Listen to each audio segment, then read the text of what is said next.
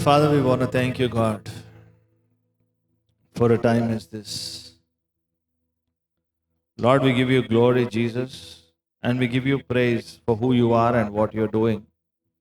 And Lord, as we meditate upon your word, Jesus, I pray that you are going to help us to focus, help us to listen, help us to understand what you want to talk to us, God. Help us to be vigilant and help us to be aware of the fact that you are a God who speaks louder than the chaos in our life, God. We want to thank you and bless your name. In Jesus' name I pray. Amen. Amen. All right, let's turn our Bible to Luke chapter 1. We have been meditating upon how Mary had an encounter last week, and I've also put up on YouTube on the second part of what is the reward of faithfulness. Today we are going to see, let us quickly summarize and then let's move on to the today's actual revelation. Luke chapter 1 and verse number 5. We see that in the days of Herod, the great king of Judea, there was a certain priest whose name was Zacharias of the division of Abijah. His wife was the descendants of Aaron, the high priest. Luke chapter 1. And now here we see, today we will focus upon how Zacharias had an encounter and why he had an encounter.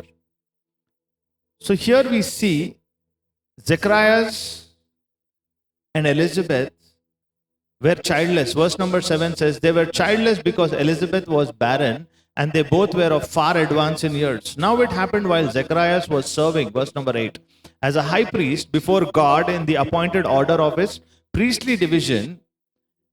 As a custom of the priesthood, he was chosen by lot. How was he chosen? He was chosen by lot to go inside the temple and to burn incense. And the congregation was praying outside. Now where was Zacharias? Zacharias was inside. The congregation was outside. Now Zechariah and his wife were far in age. Elizabeth is from the lineage of the high priest, first high priest of Israel, Aaron. So she's got a good lineage. And now Zacharias is a priest. He comes from a good lineage and he's got a good position. Both of them are far old in age, but they don't have children. So one side life is beautiful with the lineage and the other side it is barren. Just imagine about Zacharias, what is he going through? He would have prayed for people and they would have got children and he wouldn't have had something. Just imagine Elizabeth when she would have seen other children. But she's from a great lineage. Why did God do this? But one thing I appreciate about Zacharias and Elizabeth was they were found righteous in the presence of the Lord. When things were not going right in their life, they still practiced righteousness. They didn't question God. Job's wife told that, curse God and die. But they didn't do that. But the reward of faithfulness is, when Zacharias saw the angel, he was troubled. Okay, the congregation was outside. Verse number 11. And the angel of the Lord appeared to him standing to be on the right side of the altar of the incense. Verse number 12. When Zacharias saw the angel, he was troubled and he overcame with fear. Okay, this is self-explanatory. But the angel of the Lord said to him, do not be afraid, Zacharias, because your petition in prayer was heard, and your wife Elizabeth will bear you a son, and you will name him John. Now, how did the angel answer? When the congregation is outside, he is inside. When he's having an encounter at the altar, when you go close to the altar, you have an encounter. Amen. And when you go to the altar, you go prepared. You just don't go just like that. And then exactly the angel is answering the prayer in sequence, saying, you will have a son. Verse number 14. You will have great joy and delight, and many will rejoice over his birth. For he will be great. Now he's talking about the qualities of the child which is being born, the angel. Saying, for he will be great and distinguished. For in the sight of the Lord, and will never drink wine or liquor, and he will be filled and empowered by the act by the Holy Spirit, and he will while he is still in his mother's womb. Verse number 16. And he will turn many of the sons of Israel back from sin to love and to serve their God. So now what is this child going to do? There was a delay in the promise, because when the promised son comes for the appointed time, there is a responsibility. Amen. There is a greater responsibility. And it says, verse number 17, for he will go as a forerunner before him in the spirit. Who is a forerunner? A forerunner, in clear words, is a trailer. A forerunner, in clear words, is a trailer. He will go before him in the spirit and the power of Elijah to turn the hearts of fathers back to children. Turn the hearts of fathers back to children, and the disobedient to the attitude of the righteousness, which is to seek and submit to the will of God, in order to make ready a people perfectly prepared spiritually and morally for the Lord. So what was this promised baby's responsibility? To bring back people, prepare them for the Lord. So John the Baptist is a forerunner preparing people for Jesus to come. Are we learning together? The job of John the Baptist was to come ahead of Jesus to prepare the way for Jesus. Now here is the revelation of our message for today. Zechariah has opened his mouth. Everybody says Zechariah has opened his mouth. He said to the angel, how will I be certain of this? For I am an old man and my wife is advanced in years. Now the angel spoke about he will have a baby. Then the angel also told what the baby is going to do and what the baby is going to bring. Now understand Zechariah, he is a priest. He is inside the altar. People are outside. The angel is talking. When Mary had an encounter, she just replied saying, be it unto me according to your word. But when here Zechariah says, he's asking a question again. Now Mary was a young girl. Who was she? Young girl. Now Zechariah is far in age. When you're far in age, you ask too many questions to God. But you need to understand God is beyond logic. Amen. Here Zechariah asks a lot of questions and he says, how is this possible? Now the angel had to give justification. Who is that? Angel of the Lord has to give justification to this chosen man Zechariah. An angel replied to him saying, I am Gabriel. Now it's like showing the identity card and saying, look, God sent me. I am Gabriel. I am not devil. I am Gabriel. I stand and minister in the very presence of God. Okay? That is one. And the next thing is, I have been sent by him to speak to you and to bring you good news. So once good news is given, this guy is asking questions. A priest, not a normal person. A priest asking questions. And verse number 20. Now here comes the verdict of God. When the will of God is happening, when we have questions, what happens? Let us see. During Christmas, we are supposed to learn all these things. Okay? Listen, verse number 20. This is the crux of the message. Luke chapter 1 and verse number 20. It says, listen carefully. You will be continually silent and unable to speak until the day when these things take place, because you did not believe what I told you, but my words will be fulfilled at the proper time. So heaven and earth will pass away, but his word will not pass away. Here you see Zechariah was chosen. He's asking questions. Because he asked questions, what did he get in return? Silence. Everybody say mute. He was mute. You will be silent. Until when? Until the whole prophecy comes alive. So today the learning for us is, whatever prophecies you have on your life, you have to be silent and you have to pray about it. Because whenever there is a prophecy for you, there is a prophecy against you as well. When something good has to happen in your life, people will want bad. You never know who's having what in their heart for you. Are we learning together? In the prophetic ministry, when there is something sensitive, we do it one-to-one. We don't do it one-to-many. Because if many people disagree, the prophecy will not come alive. Prophecy is precious. Jesus was born out of prophecy. Now here the angel is prophesying. So we need to understand how to handle a prophecy. And when you are a part of the prophecy, If you behave well and good, if you don't behave, you end up in the fish's belly like Jonah, or like Zechariah, you become mute. Now here we see he became silent. Verse number 21. The people outside in the court were waiting for Zechariah and were wondering about the long delay in the temple. So usually olden days what used to happen is the priest used to wear a dress which is called bells. And they used to have a robe around their waist. So when they go inside and do some gadbad, if he falls flat and he dies, the bell sound will come and people will pull him out. That was the state of the priest. But here bell sound is not coming. Nothing is coming, but there is a delay. Why there is a delay? People are waiting. People are thinking. There is a delay because God is communicating His plan. Amen? People outside will not know what God is talking to you inside. People outside will not know. People will think it's a delay. But you know the inside story. Here I am here to encourage people today. And people were very upset about the long delay. Verse number 22. But when he did not come out, when he did come out, he was unable to speak to them. Why was he unable to speak? Because he asked unwanted questions. Okay? He was unable to speak to them. Then what would have people thought about Zacharias? This fellow didn't do big sin, but he did some small sin. That's why only small punishment he got. Huh? Just imagine a priest going to worship, coming out mute. I don't know how the priest felt. They realized that he had seen a vision in the temple. He kept making signs to them and he remained mute. So Zacharias was a very smart man. Even though he was mute, with his actions he communicated. Sometimes actions speak louder than words. And then when the time of the priestly service was finished, he returned home. Now after this, his wife, now what would his wife would have asked him? What did you do? He can't even speak. Huh?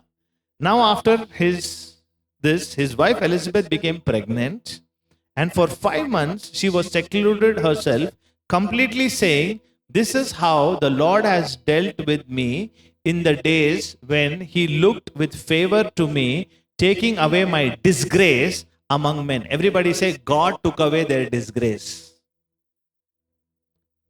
God took away their disgrace. So what did she do? Now here we need to understand, Zacharias was mute. Elizabeth for 5 months she secluded herself because it is the Lord's doing. Why did Elizabeth seclude? She secluded because she wanted to protect the prophecy and the child. She got what she wanted. Immediately she moved out. That is called intelligence in the presence of the Lord. Nowadays we talk about AI, artificial intelligence. But here Elizabeth is using spiritual intelligence. We have to be very intelligent in the spirit. God is going to teach all these things through His word. Now she secluded herself completely, saying, "This is how the Lord has dealt with me in the days when He looked with favor on me and took away my disgrace." For her, childlessness was disgrace. Today, no matter what is the disgrace in your life, when you seclude yourself away for some time, God is going to take away that disgrace. Amen. How to come out of disgrace? Seclude yourself. How to protect the prophecy? Stop asking questions. Trust in the Lord. When do you ask questions? We ask questions in 2 circumstances. One, you ask questions when you are in doubt. First thing is, you ask questions when you are in doubt. The second time you ask questions is when you are not okay with the circumstance. You ask questions so that you can escape through the questions. Are we learning together? These are facts of life. In any circumstance, the moment you don't like what is supposed to happen, you ask questions. Ye kaisa, wo kaisa. If we do like this, how it will be? We start doing the delay daily part. So here, God didn't want all those things. He muted. And one more thing where God likes silence is, when Elijah was resting at the brook, who brought him food? The ravens. Can ravens talk? Can ravens argue? Ravens came, they just came, they did the job and they left. They didn't look for appreciation. They didn't look for conversation. So God likes less conversations is what you and I need to understand when you are called to do the work of God. Amen.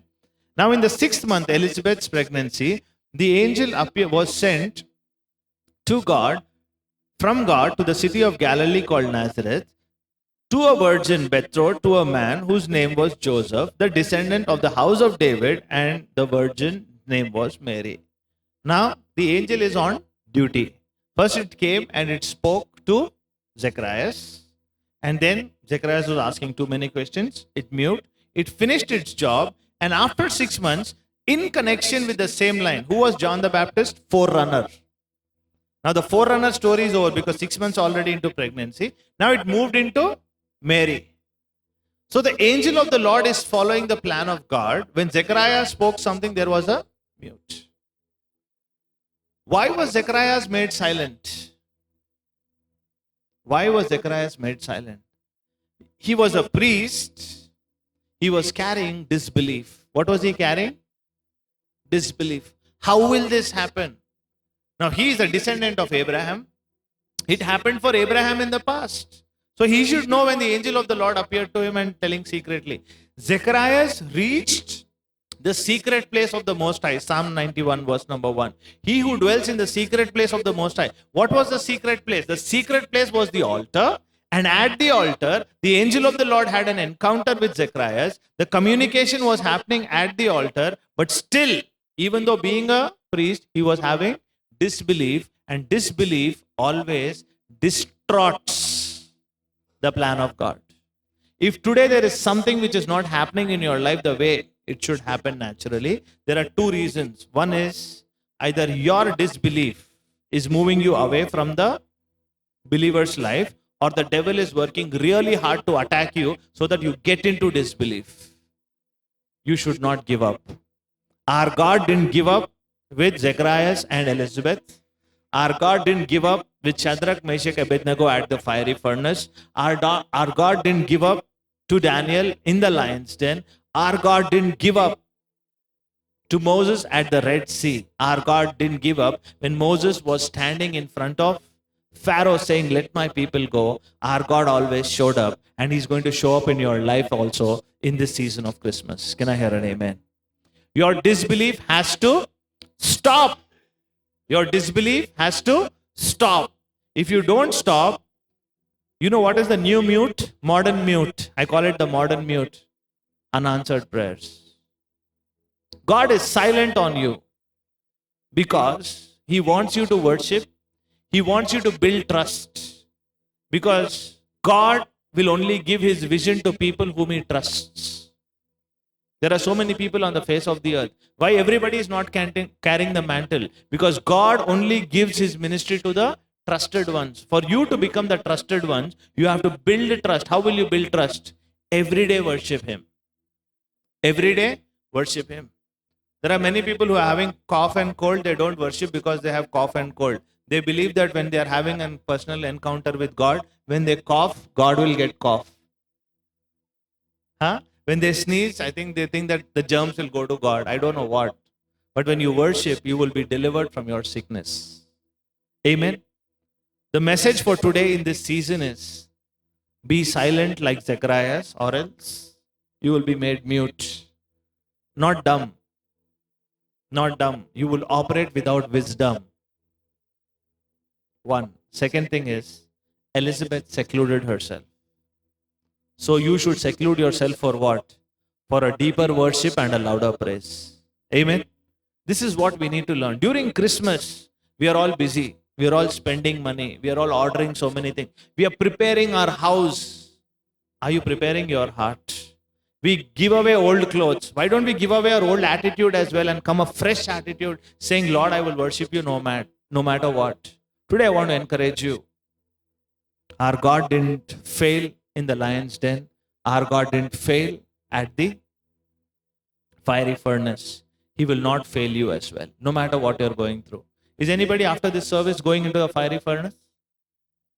After this service, is anybody going into a lion's den?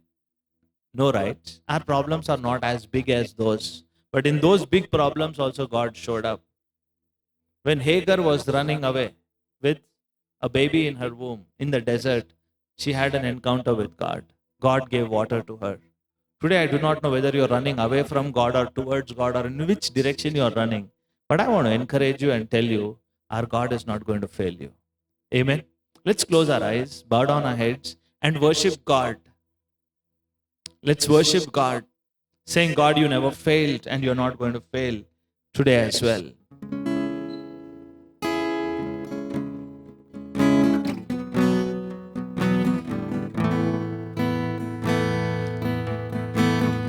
Our God never fails. Our God never fails. In the fiery furnace, He never fails. In the lion's den, He never failed. At the Red Sea, He never failed. Our God never fails. Our God never fails. Father, we want to thank you, God, that you are not going to fail us, is what we hear from your word. And Lord, faith comes by hearing, and hearing the word alone. And we have heard from the word that you will never fail. And Lord, I pray for peace among people in the season of Christmas. People clean their houses, but Lord, help us to make a deliberate effort to clean our hearts. People want to take away their old clothes in this season. Lord, help us to make a deliberate effort to have a new attitude in worship, God. And Lord, I pray that you would raise worshippers like the wise men. The wise men worshipped you with gifts. Holy Spirit, I pray, won't you give us that wisdom to worship you in spirit and in truth, God. Lord, I want to thank you for everybody who's listening to the sound of my voice right now. I speak a special blessing upon them. And I speak the spirit of disobedience to go in the name of Jesus. And the spirit of worship to come upon them like never before, God. And Lord, I pray for the devil and whoever he's using to distract us from worshiping. Lord, I pray that you would burn them in the lake of fire like never before, God. Lord, throw them out. Move them out, God, and cast them out into the lake of fire, God, so that we can worship freely, God. Lord, forgive us for our sins. Lord, forgive us. We repent of our sins. Help us to stay true to you, God, and help us to be secluded like Elizabeth secluded to protect the prophecy, God. No matter what people spoke, she secluded because she didn't want socializing, God. Because she wanted to protect the child, because the child was supposed to be the forerunner. And Lord, help us to seclude ourselves from people where they're going to try to kill the prophecy, God. Help us to seclude for a reason to worship you, God. We want to thank you, Jesus. We want to bless your name for this word, God. In Jesus' name I pray. Amen. Amen. Amen.